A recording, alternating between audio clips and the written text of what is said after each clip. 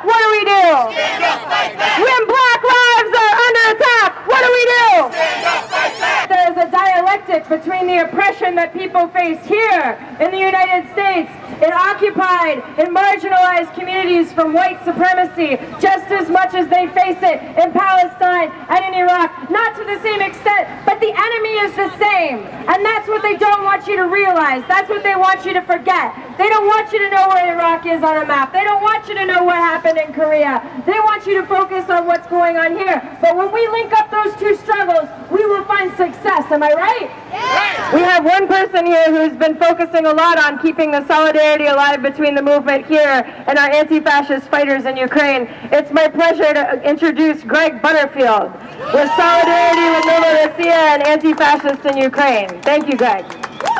The U.S. under President Obama and Secretary of State Hillary Clinton helped to install the current Ukrainian government in a violent coup, as Terrence said, in 2014. Today, both Republicans and Democrats in Congress are pushing for direct U.S. arming of this regime, despite the fact that the House of Representatives went on record in 2015 saying that the government and military in Ukraine is full of neo-Nazis. It also might surprise New Yorkers to learn that last week 200 members of the New York National Guard deployed to Ukraine to train these same fascist troops. Have we heard about it from the Democrats who run the city and the state government? Hell no. At least 10,000 people have died in Donbass since 2014.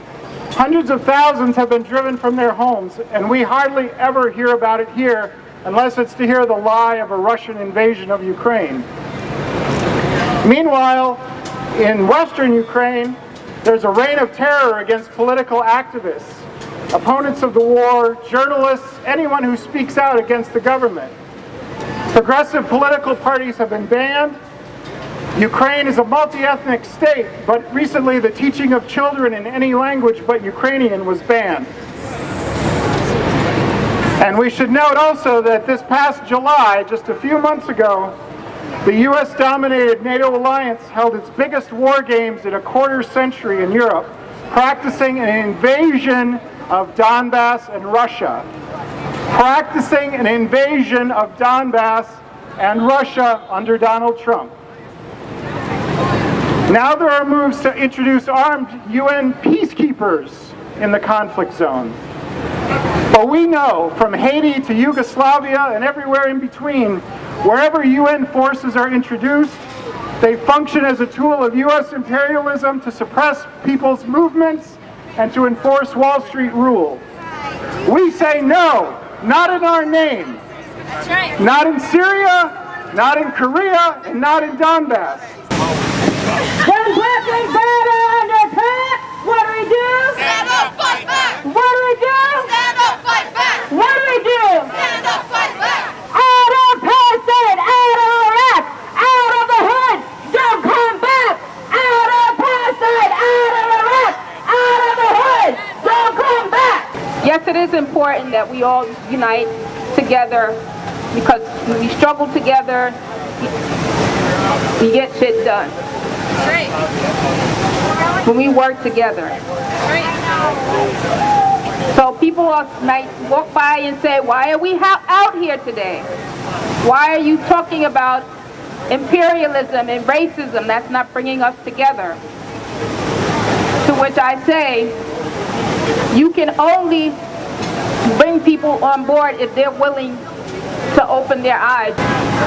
But you have to hold people accountable for their shit. That's why we are out here today, to hold our government accountable for the racist, imperialists, and the fascists that we have in the White House.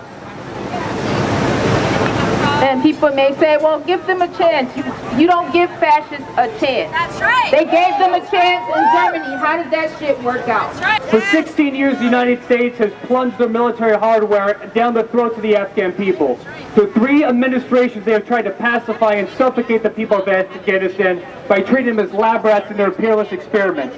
In April of this year, the United States used Nangarhar province as a testing ground for the largest non-nuclear bomb, the Moab bomb. With a mile-length radius and a blast of 11 tons of TNT, it is still not able to inhibit the tradition of Afghanistan resistance to Western imperialism. Time and time again, hundreds of activists have organized and fought against the crimes of imperialism.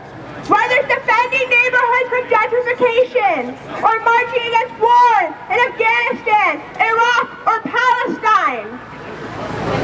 When the government targets one of our people, we show up. When they charge them with outlandish crimes, we show up. That's right. When they convict them with something they didn't do, we have to show up. That's right. And when they throw them in jail for years, we will continue to show up. Because being anti-war is really the most dangerous thing you can do in these United States. That's right. Because the United States has a vested economic interest in invading Afghanistan, in invading Iraq, in keeping Palestine under the boot of Israel. That's right. The capitalists in this country do not want to see their pockets empty, so they want to stop anyone who dares to threaten their bank account. Of what Muhammad Ali tried to teach us many, many years ago. I ain't got no trouble with nobody thousands of miles away. I have trouble with the war here that we must wage against racism, sexism, imperialism, against the poor. This is our war. And with what I see here today, we have the kernel of what it takes to have that victory. Number 1 terrorist! U.S. imperialist! Number 1 terrorist! U.S. imperialist! Number 1 terrorist! U.S. imperialist! Greetings, brothers and sisters. I was a part of the People Power campaign for the Katrina Rita struggle. We understand that with 1,336,000 people were forced removed by FEMA, by the Red Cross, by the Army Corps of Engineers, much like what's happening in Puerto Rico, much like what's happening in St. Vincent right now, with these corporate bands of thieves from Britain calling us up the British Isles, France, the French Caribbean. What the hell is that? These are the thieves that are attacking the workers. Millions of workers are being displaced like what happened in New Orleans. We have people who have been in prison since 1963, Rochelle McGee. We have people who have been in prison since the early 70s. What was their crime? Defending their community, standing up for their people. That was their crime.